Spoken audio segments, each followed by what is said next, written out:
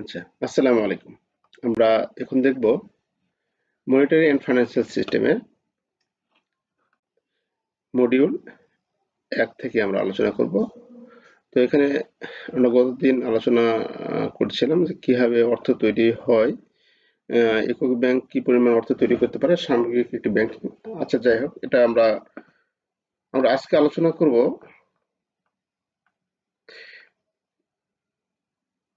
Supply of money. এই যে অর্থ তৈরি, এই ব্যাংক অর্থ তৈরি তো না, এই জায়গায় হচ্ছে মানি ক্রিয়েট বা মানি ক্রিয়েশন। এই জায়গায় অর্থ তৈরিটাকে মূলত আমাদের ঋণ বোঝাবে। হ্যাঁ, ঋণ তৈরি করে আর কি। ঋণ তৈরি করে। তো এখানে কিভাবে অর্থ তৈরি করে, মানে অর্থ বানাবে এরকম না কিন্তু। এবারে প্রশ্ন, এটি অনেক ইম্পর্টেন্ট একটি প্রশ্ন, অনেক ইম্পর্টেন্ট। কিভাবে ব্যাংক কিভাবে অর্থ তৈরি করতে পারে? তো অনেক ইম্পর্টেন্ট প্রশ্ন।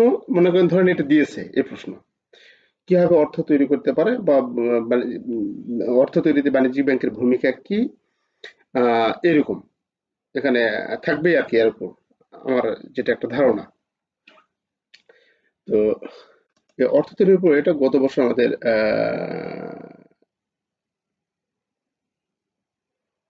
আসছিল, কিন্তু একটু অন্য হয়। তো এরকম আসলে মাল্টিপল ডিপোজিট ক্রিয়েশন মডেল এর সাহায্যে ব্যাখ্যা করুন ব্যাংক কিভাবে আমানত বা ঋণ সৃষ্টি করে। যে মাল্টিপল ডিপোজিট ক্রিয়েশন মডেল এর সাহায্যে ব্যাখ্যা করুন ব্যাংক কিভাবে আমানত বা ঋণ সৃষ্টি করে। তো এখানে এবং মনে করুন রিজার্ভের অনুপাত 10% এবং প্রারম্ভিক আমানত 100 টাকা। তাহলে এখানে আমাদের একটু গাণিতিক ক্যালকুলেশন আছে, ক্যালকুলেশনের মাধ্যমে এটা করতে হবে। এটা পরের অধ্যায়ে আমাদের এটার বিস্তারিত আলোচনা আছে। তো এই অধ্যায়ে আমাদের যেহেতু মূল্যস্ফীতি এবং নমিনাল ইন্টারেস্ট রেট এবং রিয়েল ইন্টারেস্ট রেট, প্রকৃত সুদের হার সম্বন্ধে আসছিল, এবং মূল্যস্ফীতি নিয়ন্ত্রণের জন্য ব্যাংক কি নীতি বা হাতিয়ার ব্যবহার করে, এটা আমাদের প্রশ্ন আসলো গতবারে। তাহলে এইবারে আমাদের এখানে যেটা দেখতে পাচ্ছে যে এবারে আমাদের এই যে কার্যকরী সুদের হারের ক্ষেত্রে এবং নামের সুদের হারের সম্বন্ধে আসছিল যে মুদ্রাস্ফীতি কিভাবে দুটাকে প্রভাবিত করে। তো প্রকৃত প্রকৃত সুদের হার মুদ্রাস্ফীতি বিবেচনা করে, আর নামের সুদের হার মুদ্রাস্ফীতি বিবেচনা করে না। তাহলে মুদ্রাস্ফীতির ফলে আমাদের প্রকৃত কার্যকরী সুদের হার আমাদের পরিবর্তন হয়, আর নামের সুদের হারে কোনো পরিবর্তন হয় না। আচ্ছা, মুদ্রাস্ফীতি এই দুটাকে প্রভাবিত করে। একটাকে এটা পজিটিভ নেগেটিভ ভাবে প্রভাবিত হতে পারে, এটা কোনো প্রভাবিত হয় না। আচ্ছা, যেটা আমরা পরে আসতেছি। তো বাণিজ্যিক ব্যাংক কিভাবে ঋণ তৈরি করে, এই বিষয়টা আমরা আলোচনা করব। বাণিজ্যিক ব্যাংক ঋণ তৈরি করা বলতে আমরা বুঝি এখানে অর্থ তৈরি আছে। যদি ঋণ তৈরি করা বলতে আমরা বুঝি যে আমরা একজন কাস্টমারের কাছ থেকে টাকা নিয়ে, মানে ডিপোজিট নিয়ে, সে টাকাটা ধরুন এরকম একটা বিষয়। আমরা একজন কাস্টমারের কাছ থেকে ডিপোজিট নিলাম, ডিপোজিট নিয়ে তো আমরা বসে রাখবো না, এটা কি করবো, আরেকজন কাস্টমারকে দিব। তাহলে আরেকজন কাস্টমারকে যখন ঋণ দিব, ঋণ দেওয়ার ফলে ওই কাস্টমার কাছে একটা নির্দিষ্ট সময় পর, মাস পর বা বছর পর বা 3 মাস পর, যে যখন হোক না কেন, আমরা টাকাটা রিপে পাবো, তাই না? আমরা পাবো, ফেরত পাবো, রিটার্ন পাবো। তাহলে এই ফেরতকৃত অর্থ, সেটা আবার কি করবো, আরেক কাস্টমারকে ঋণ দেবো। এইভাবে একই টাকা আমরা কি করতেছি, সার্কুলেশন করতেছি। এর কাছ থেকে পাবো, এটা আবার আরেকজনকে ঋণ দেবো। এইভাবে আমরা টাকাগুলো সার্কুলেশন করতেছি। এটা হচ্ছে ঋণ তৈরি। বুঝতে পেরেছেন? এটার নামে হচ্ছে অর্থ তৈরি করা। অর্থ তৈরি বলতে অর্থ ছাপানো না, এটা হচ্ছে আমরা ঋণ ক্রিয়েশন করতেছি। তো মূলত থিম এটাই, যে একজনের কাছ থেকে ডিপোজিট নিয়ে বা কাস্টমারের কাছ থেকে ডিপোজিট সংগ্রহ করে আরেক কাস্টমারকে আমরা ঋণ দিচ্ছি। তারপরে ওই কাস্টমার কাছ থেকে ঋণ নিয়ে ওই টাকাটা আরেক কাস্টমারকে দিচ্ছি, আরেক কাস্টমার কাছ থেকে নিয়ে আরেক কাস্টমারকে দিচ্ছি। এইভাবে আমরা টাকা মানি সার্কুলেশনের মাধ্যমে, অর্থ সার্কুলেশনের মাধ্যমে আমরা ঋণ তৈরি করি। ঠিক আছে? সে প্রশ্নটা এখানে বলা আছে যে মাল্টিপল ডিপোজিট ক্রিয়েশন মডেল এর সাহায্যে, এই মডেলটা আমরা দেখবো ওখানে, এর সাহায্যে কিভাবে ব্যাংক আমানত বা ঋণ সৃষ্টি করে। তা আমানত বা ঋণ সৃষ্টি এটাই, যে আপনি ঋণ দিয়ে সে ঋণ পেমেন্ট পাবেন, আরেকজনকে দিবেন, আরেকজনকে দিবেন, এইরকম ভাবে আমরা ঋণ তৈরি করি। মূলত এটাই। তো এটা একটা সহজ একটা ইয়ে আছে, এটা আমরা ওখানে গিয়ে আলোচনা করব। যদি এটা পড়ছিল তারপর আমরা আলোচনা করব। এইভাবে এটা তৈরি করে। তো আমরা মূলত থিম এটা, এই থিমের উপর আমাদের এটা লিখতে হবে আর কি। আচ্ছা, আমরা যদি দেখুন এখানে একটু পড়ি, আপনাদের মাথা অলরেডি ঢুকে গেছে এটা, যে বেশিরভাগ দেশের মতো বাংলাদেশেও ব্যাংক ঋণ দেওয়ার প্রক্রিয়ার মাধ্যমে তৈরি হয়। তাহলে ঋণ দেওয়ার প্রক্রিয়ার মাধ্যমে অর্থ তৈরি হয়। হ্যাঁ, তাহলে ঋণ দেওয়ার মাধ্যমে আমাদের এই অর্থটা তৈরি হয়। যখন একটি ব্যাংক ঋণ দেয় তখন এটি তার গ্রাহকের কাছ থেকে জমাকৃত অর্থ ধার দেয় না, পরিবর্তে একটি নতুন জমা ঋণ গ্রহীতার অ্যাকাউন্টে ক্রেডিট বা নতুন অর্থ তৈরি করে। মানে আমরা যখন এটা কাউকে ঋণ দেই তখন আমরা কি করি, আমরা হচ্ছে একজন কাস্টমারকে ঋণ দিচ্ছি, সরাসরি টাকা তার হাতে না দিয়ে তার একটা অ্যাকাউন্ট খুলি, সেই অ্যাকাউন্টে আমরা জমা করে দিই, তার অ্যাকাউন্টে আমরা জমা করে দিই। আবার ওই যে কথা বললাম, তার সে যখন লোন পেমেন্ট করবে আরেকজনকে লোন দেবে, ওইরকম টাকা জমা করে দিই। এই যে এই প্রক্রিয়াটার নামই হচ্ছে আমাদের কাছে কি, অর্থ তৈরি করা। এই সে কথাটাই বলছে যে আমরা টাকা ধার তাকে হাতে বা ধার না দিয়ে আমরা কি করি, নতুন জমা অ্যাকাউন্টে, ঋণ গ্রহীতার অ্যাকাউন্টে ক্রেডিট করে নতুন অর্থ তৈরি করি। তাহলে আমরা ঋণ গ্রহীতার একটা অ্যাকাউন্ট ক্রিয়েট করে সেই অ্যাকাউন্টে জমা দিয়ে আমরা এরকম মানি বা ডিপোজিট, এখানে যেটা বলা আছে যে ওই আমানত বা ঋণ সৃষ্টি করি আমরা। আচ্ছা, এই বিষয়টা এখানে এটা মনে রাখতে হবে। আর এটা ওটার উপর বিস্তারিত আলোচনা পরের অধ্যায়ে আমরা দেখব। এখানে বলা আছে যে বাংলাদেশ ব্যাংক কেন্দ্রীয় ব্যাংক এবং ব্যাংকিং ব্যবস্থা নিয়ন্ত্রণ করে। বাংলাদেশ ব্যাংকের মতে একটি একক ব্যাংক তার রিজার্ভের প্রয়োজনীয়তা এবং অর্থনীতি ঋণের চাহিদার ভিত্তিতে একটি নির্দিষ্ট পরিমাণ অর্থ তৈরি করতে পারে। ব্যাংকগুলি তাদের ন্যূনতম 13% রিজার্ভের প্রয়োজনীয়তা বজায় রাখতে হবে, যার ফলে অর্থ হলো তার প্রাপ্ত আমানতের 80% ধার দিতে পারবে। মানে আমরা যেটা দেখছি, ক্যাশ রিজার্ভ রিকোয়ারমেন্ট, আমরা বাংলাদেশ ব্যাংকে কত পার্সেন্ট আমরা টাকাটা জমা রাখি, বাদ বাকি টাকা আমরা ঋণ দিতে পারি। কোনো কাস্টমারের কাছ থেকে যদি একটা ব্যাংক 100 টাকা ডিপোজিট গ্রহণ করে, তাহলে 100 টাকা কি ঋণ দিতে পারবে? না। এই 100 টাকার 13 টাকা বাংলাদেশ ব্যাংকে জমা রেখে 87 টাকা ঋণ দিতে পারবে। ঠিক আছে, এই হচ্ছে বিষয় আর কি। আচ্ছা, এটা আমাদের এই যে 13% এখানে যেটা বলা আছে, এটা আমাদের পরিবর্তন হয়ে যায়। এটা প্রত্যেক বছর পরিবর্তন বা একই থাকে, এরকম বেশিরভাগ ক্ষেত্রে পরিবর্তন হয়। এটার উপর বিস্তারিত আলোচনা আমরা পরের অধ্যায়ে দেখব। আর নামিক সুদ এবং কার্যকরী সুদের উপর এই প্রশ্নটা অনেক ইম্পর্টেন্ট, পার্থক্যটা।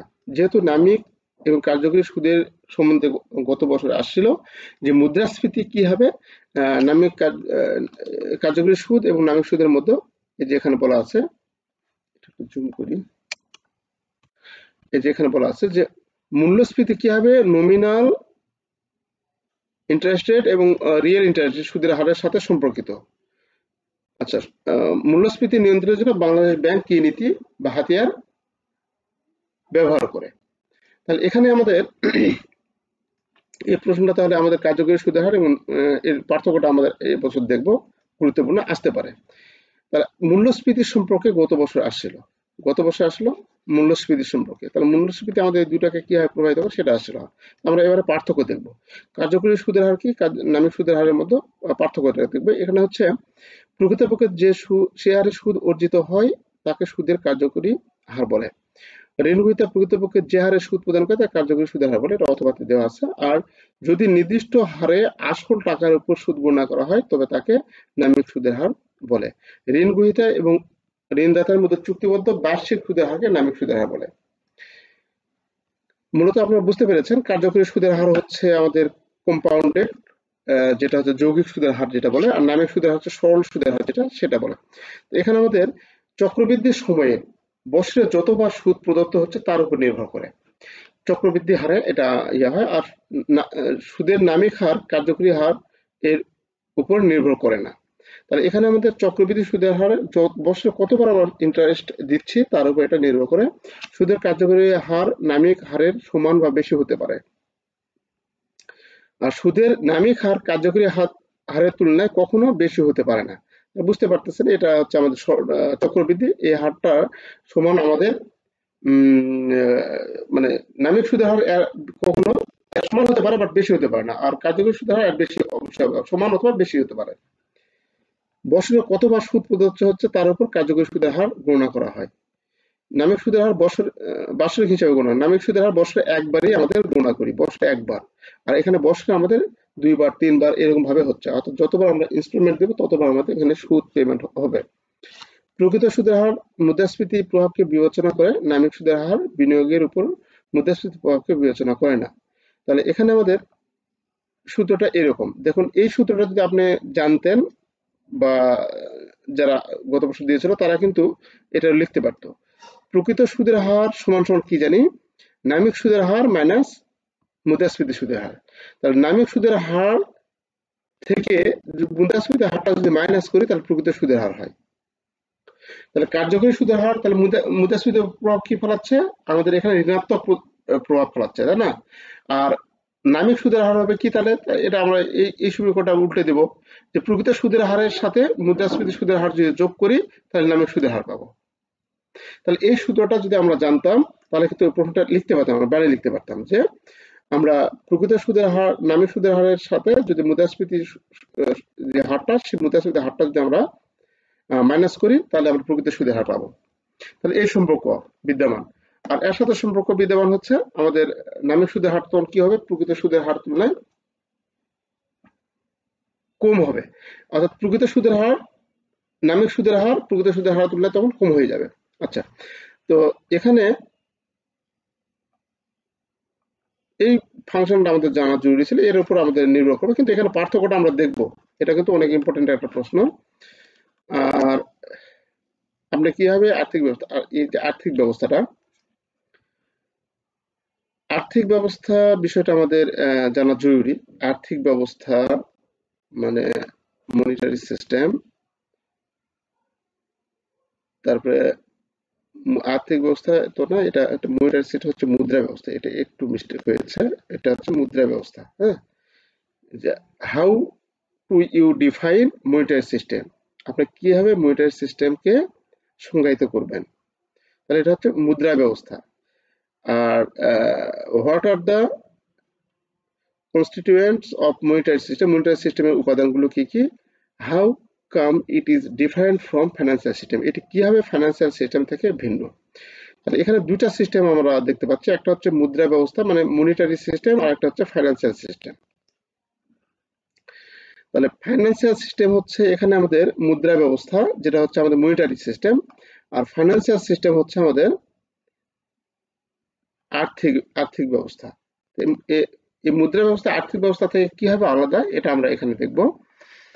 তো মুদ্রা ব্যবস্থা হচ্ছে বাংলাদেশে মুদ্রার প্রচলন, বাংলাদেশের ঋণ নিয়ন্ত্রণ,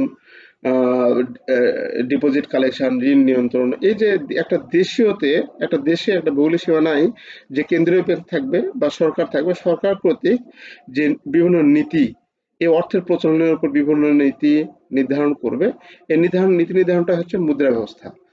তাহলে সামগ্রিক অর্থনীতিকে আমরা করার জন্য, মানে মুদ্রার প্রচলন সংক্রান্ত, ঋণ প্রচলন সংক্রান্ত যে নীতিগুলো আমরা এখানে ব্যবহার করব, সেই নীতিগুলোর প্রক্রিয়ার নাম হচ্ছে মুদ্রা ব্যবস্থা। আর আমরা যেমন এখানে কি বলা আছে দেখুন, একটি মুদ্রা ব্যবস্থা বলতে এমন প্রতিষ্ঠান, নীতি বা পদ্ধতির সেটকে বোঝায় যা অর্থনীতিতে অর্থের ব্যবহার নিয়ন্ত্রণ করে। এই যে এটা অর্থের ব্যবহার নিয়ন্ত্রণ করে। তাহলে আমাদের অর্থনীতিতে অর্থের ব্যবহার নিয়ন্ত্রণ আমরা কিভাবে করি, যেমন আপনি যেমন বাংলাদেশ ব্যাংকে নিয়ম করছিল 6% আমাদের ডিপোজিট রেট, আর 6 to 9%, তাই না? এই 6 to 9% করছিল যে সময়, সে সময় কিন্তু এটা হচ্ছে আমাদের একটা মুদ্রা ব্যবস্থার অংশ, মানে বাংলাদেশ সরকার এটা নিয়ন্ত্রণ করতে চাইছে বা বাংলাদেশ ব্যাংক এটা নিয়ন্ত্রণ করতে চাইছে।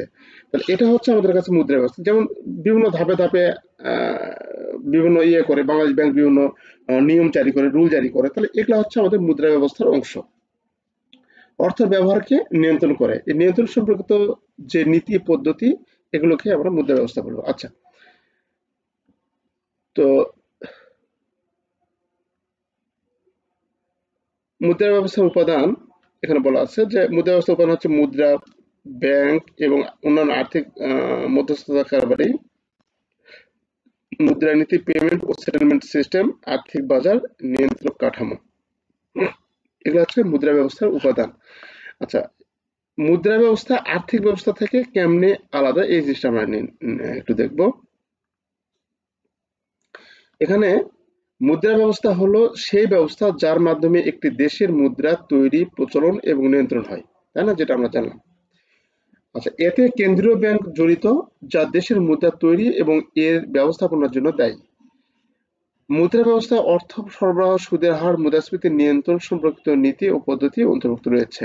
আচ্ছা, অন্যদিকে এটা হচ্ছে মুদ্রা ব্যবস্থা, যেটা আমরা আগে দেখলাম। অন্যদিকে আর্থিক অবস্থাটা কি? আর্থিক অবস্থা বলতে বিস্তৃত প্রতিষ্ঠান, বাজার এবং উপকরণ বা যন্ত্রগুলোকে বোঝায়, যা সঞ্চয়কারী এবং বিনিয়োগকারীদের মধ্যে তহবিলের প্রবাহকে সহজতর করে। তাহলে আর্থিক ব্যবস্থা হচ্ছে আমাদের কোনো প্রতিষ্ঠান, কোনো বাজার বা কোনো বিভিন্ন উপকরণ, যা সঞ্চয়কারী এবং বিনিয়োগকারীদের মধ্যে তহবিল প্রবাহ সহজতর করে। এখানে এতে ব্যাংক, আর্থিক বাজার, বীমা কোম্পানি, বিনিয়োগ সংস্থা এবং অন্যান্য মধ্যস্থতাকারীদের অন্তর্ভুক্ত আছে। আর্থিক ব্যবস্থা হচ্ছে একটা বিরাট এটা নীতি না, এটা একটা বিরাট কি বলবো, মানে ধারণা। একটা দেশের বা একটা ভৌগোলিক সীমানার মধ্যে এই আর্থিক ব্যবস্থাটা অনেক বড় রকম একটা ধারণা। এর মধ্যে আমাদের ব্যাংক, আর্থিক বাজার, বীমা প্রতিষ্ঠান, বিনিয়োগ, দেশের যে জনগণ, অন্যান্য মধ্যস্থতাকারী প্রতিষ্ঠান, এগুলো সম্পূর্ণ অন্তর্ভুক্ত থাকে। আর্থিক অবস্থা ব্যক্তি, ব্যবসা, সরকার তহবিল সংগ্রহ, বিনিয়োগ, ঝুঁকি পরিচালনা এবং অর্থ প্রদানের উপায় সরবরাহ করে। আমরা আর্থিক ব্যবস্থাটা হচ্ছে আমাদের এক পক্ষ আরেক পক্ষকে যে অর্থ প্রদানের যে ব্যবস্থা, এটা ব্যাংকের মাধ্যমে করবে, না এটা কোনো আর্থিক উপকরণ দিবে, না এটা কোন ইয়ার মাধ্যমে দেবে। এই যে আমরা উপকরণগুলা যে আমরা ব্যবহার করব এবং বিভিন্ন যার মাধ্যমে লেনদেন হচ্ছে, এগুলো সামগ্রিক যে বিভিন্ন প্রকার পক্ষগুলো রয়েছে, সবগুলো পক্ষ মিলে হচ্ছে আমাদের কাছে আর্থিক ব্যবস্থা। তাহলে আর্থিক ব্যবস্থা কোনো নীতি না, নীতি হচ্ছে মুদ্রা ব্যবস্থা। মুদ্রা ব্যবস্থা দেশের মুদ্রাকে আমরা নিয়ন্ত্রণ করার জন্য, কেন্দ্রীয় ব্যাংক বা সরকার নিয়ন্ত্রণ করার জন্য যে নিয়ম নীতি চালু করে, সেটা হচ্ছে মুদ্রা ব্যবস্থা। আর আর্থিক ব্যবস্থা হচ্ছে আমরা যেন অর্থটাকে বিভিন্ন পক্ষের মাঝে সহজেই যেন আমরা কি করতে পারি, সরবরাহ করতে পারি, আমরা আদান প্রদান করতে পারি, সেটা হচ্ছে আমাদের কাছে আর্থিক ব্যবস্থা। অর্থাৎ মুদ্রাটা যেন সহজে আমরা আদান প্রদান করতে পারি, এই আদান প্রদানটা হচ্ছে আমাদের কাছে আর্থিক ব্যবস্থা। এবং এর মধ্যে আমাদের বিভিন্ন পক্ষ জড়িত থাকে, ব্যাংক, বীমা, আর্থিক প্রতিষ্ঠান, বিভিন্ন আর্থিক প্রতিষ্ঠান, মধ্যস্থতাকারী ব্যক্তি, এরকম ইত্যাদি অনেক ধরনের ব্যক্তি বা প্রতিষ্ঠান থাকতে পারে। তাহলে আমরা বলতে পারি মুদ্রা ব্যবস্থা, এখানে মুদ্রা হবে মুদ্রা ব্যবস্থা একটু সংকীর্ণ ধারণা, আর যেখানে আর্থিক ব্যবস্থা হচ্ছে একটু বিস্তৃত ধারণা। মুদ্রা ব্যবস্থা হচ্ছে কি, ছোট ধারণা, শুধু অর্থকে নিয়ন্ত্রণ করার জন্য যে নিয়ম নীতি প্রক্রিয়া চালু করা সেটা। আর আর্থিক ব্যবস্থা হচ্ছে পুরো দেশের যে আমাদের পেমেন্ট সিস্টেম, আমাদের বিভিন্ন পক্ষ সমূহকে টাকা প্রদান করি, এই সবগুলো মিলে হচ্ছে আমাদের কাছে আর্থিক সিস্টেম। মুদ্রা ব্যবস্থার সুবিধা অসুবিধা, মুদ্রা ব্যবস্থার সুবিধা অসুবিধা এখানে আলোচনা করতে বলছে। তো আর্থিক ব্যবস্থা এবং মুদ্রা ব্যবস্থা, এই দুটি ব্যবস্থার প্রশ্ন আমাদের কাছে অনেক ইম্পর্টেন্ট, কিন্তু গত বছর কিন্তু এখান থেকে কোনো আর্থিক ব্যবস্থা থেকে আসেনি। এবারে এখান থেকে আসার সম্ভাবনার যে প্রশ্ন আমি আপনাদের বলে দিচ্ছি, অর্থের চাহিদা, অর্থের যোগান। এটা কি অর্থের চাহিদা আসছে? আচ্ছা, অর্থের চাহিদা, অর্থের যোগান আর এই মুদ্রা ব্যবস্থা, এর মধ্যে প্রশ্ন থাকবেই। আমি এগুলা আপনাদের দিব, অবশ্য সামনের সপ্তাহ থেকে দেওয়া শুরু করব। আমি একটু চাপে আছি, সামনের সপ্তাহ থেকে দেওয়া শুরু করবো এটা। আচ্ছা, তো মুদ্রা ব্যবস্থার সুবিধাসমূহ কি কি? এখানে বিনিময় সুবিধা, মূল্য মানসম্মত করে, অর্থনৈতিক প্রবৃদ্ধি প্রচার করে, সঞ্চয় ও বিনিয়োগ সক্ষম করে, আর অর্থনৈতিক নীতির জন্য একটি হাতিয়ার প্রদান করে। তাহলে এখানে বিনিময় সুবিধা হয়, আমাদের বিনিময় সুবিধা জন্য আমাদের মুদ্রানীতির প্রয়োজন আছে। আমরা যে একটা বিনিময় করবো, অবশ্যই একটা নীতি বা একটা পদ্ধতির মধ্যে করতে হবে। মূল্যকে মানসম্মত করে, অর্থনৈতিক এটা হচ্ছে সুবিধা। আমরা সুবিধাটা দেখতে পাবো। অসুবিধাগুলো হচ্ছে কি, মুদ্রাস্ফীতি, মুদ্রা ব্যবস্থার অসুবিধা হচ্ছে মুদ্রাস্ফীতি হতে পারে, আর্থিক অস্থিতিশীলতা হতে পারে, মানে সরকার যে বিভিন্ন রকম নিয়ম জারি করার ফলে আমাদের আর্থিক অস্থিতিশীলতা তৈরি হতে পারে। সম্পদের অসম বন্টন হতে পারে এখানে, স্পেকুলেশন, জালিয়াতি এবং জাল। তো এখানে আমাদের এই সমস্যাগুলো এখানে আছে। আচ্ছা, এই প্রশ্ন আমাদের কাছে অনেক ইম্পর্টেন্ট, আমরা পরে সাজেশন দেবই আপনাদের। কিভাবে বাণিজ্যিক ব্যাংক ঋণ সৃষ্টি করে? মানি ক্রিয়েশন, ওই একই কথাই, ওই যে মানি ক্রিয়েশন অফ মানি। হ্যাঁ, এখানে দেখুন ওই যে 10% যেটা বলে দেওয়া আছে না, ওই যে এটা দ্বারা আপনি ইয়ে করতে পারবেন। এই যে এটা দেখুন, এটা হচ্ছে মডেলের কথা বলে দিচ্ছে, এটা পরের অধ্যায়ে আছে, আমরা এটা একটু দেখি। মাল্টিপল ডিপোজিট ক্রিয়েশন মডেল এর সাহায্যে ব্যাখ্যা করুন ব্যাংক কিভাবে আমানত সৃষ্টি করে। ওকে, মনে করুন রিজার্ভের অনুপাত 10% রিজার্ভের অনুপাত এবং প্রারম্ভিক আমানত হচ্ছে 100 টাকা। তাহলে কি হবে সেটা এখানে আলোচনা করা আছে। বাণিজ্যিক ব্যাংক ঋণ প্রদানের মাধ্যমে অর্থ সৃষ্টি করে, সহজ কথা শেষ, যেটা আমি বললাম আপনাদের এর আগে। বাণিজ্যিক ব্যাংক ঋণ প্রদানের মাধ্যমে অর্থ তৈরি করে, মানি ক্রিয়েশন হয়। যখন একটি ব্যাংক একটি ঋণগ্রহীতাকে ঋণ প্রদান করে তখন এটি ঋণের পরিমাণের সাথে ঋণগ্রহীতার অ্যাকাউন্টে জমা করে। এটি অর্থনীতিতে নতুন অর্থ তৈরি করে, কারণ ঋণগ্রহীতা এই অর্থ ব্যবহার করতে পারে কেনাকাটা করতে বা বিদ্যমান ঋণ পরিশোধের করতে। তাহলে আমাদের যখনই অর্থনীতিতে কাউকে ঋণ দিলাম, সে কোনো না কোনো ভাবে অর্থটা ব্যয় করবে। অর্থটা যার কাছে ব্যয় করবে, কোনো না কোনো ভাবে সে অর্থটা আমাদের ব্যাংকে আসবে। এইভাবে এই ঋণগুলো আমাদের ক্রিয়েশন হয়, তৈরি হয়। এটি কিভাবে কাজ করে তার বোঝার জন্য এখানে বলা আছে, ধর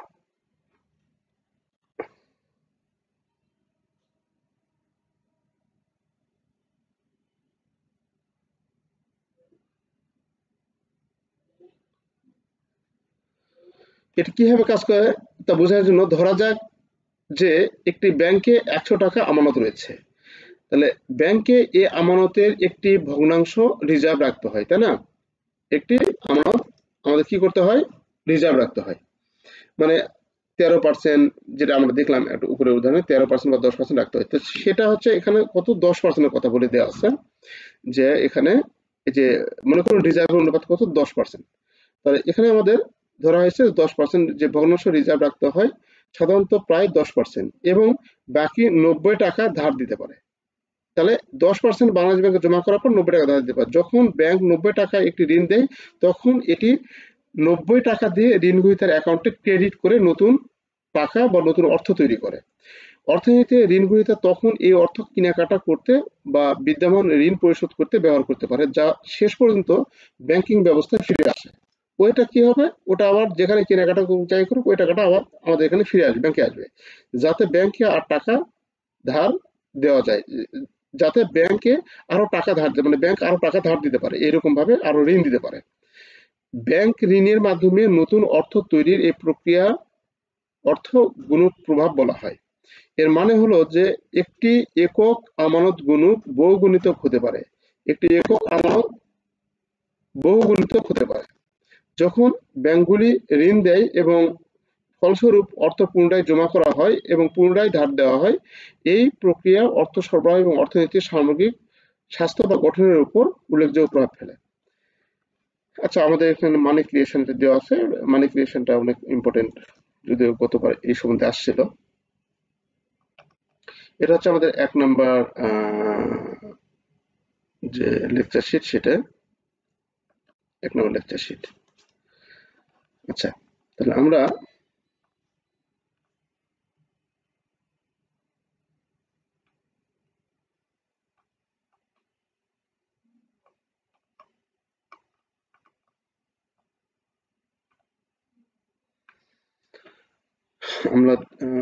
দেখব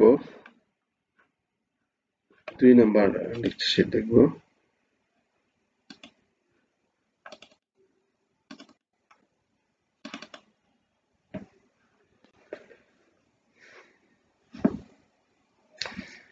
আচ্ছা, এই 2 নম্বর অধ্যায়টা আমাদের কাছে অনেক সহজ আছে। পেমেন্ট সিস্টেম, আমরা যে পেমেন্ট করি, পেমেন্ট যে সিস্টেমগুলো আছে, সেই পেমেন্ট সিস্টেমগুলো নিয়ে আমরা এখানে 2 নম্বরে আলোচনা করব। আজকে 2 নম্বর আর ধরবো না, আজকে একটু আলোচনা করি এটা। সেটা হচ্ছে পেমেন্ট সিস্টেমটা হচ্ছে আমাদের পেমেন্ট করি কিভাবে, চেকের মাধ্যমে পেমেন্ট করি আমরা, পেমেন্ট করি হচ্ছে কি আরটিজিএস এর মাধ্যমে, বিএফটি এর মাধ্যমে, ব্যাচের মাধ্যমে, তাই না? এই মাধ্যমগুলো এখানে আলোচনা আছে। ডেবিট কার্ড, ক্রেডিট কার্ডের মাধ্যমে অর্থ উত্তোলন, যেটা সেটা debit card, credit card, POS মেশিনের মাধ্যমে, এগুলো এখানে আলোচনা করা আছে পেমেন্ট সিস্টেমে। মোটামুটি সহজ আছে, খুব বেশি জটিল নাই। এখান থেকে আমাদের প্রশ্ন বিভিন্ন রকম বানিয়ে আসে। হুম। তো ছোট অধ্যায় 13টি প্রশ্ন আছে, আমরা একদিনে বা দুদিনে এটা শেষ করে দিতে পারবো। আচ্ছা, আজকে এটা আমি আপনাদের দেখাবো না, আমি আগামী দিন এটা দেখাবো 9টার দিকে। আপনাদের মনে হয় 50-এ মনে হয় ইয়ে আছে, এরপরে অর্গানাইজেশন ম্যানেজমেন্ট মনে হয় আছে। উম,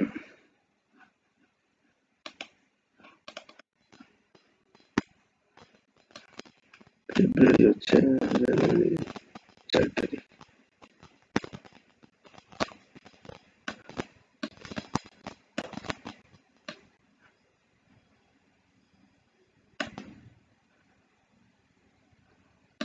অর্গানাইজেশন আছে, তো অর্গানাইজেশন আমরা দেখবো। আপনারা 50-এ দেখে ঠিক 11 মিনিট পর একটু জয়েন করেন। তো তাহলে আজকে এখানে এটা রাখলাম। হ্যাঁ, সবাই ভালো থাকবেন। আসসালামু আলাইকুম।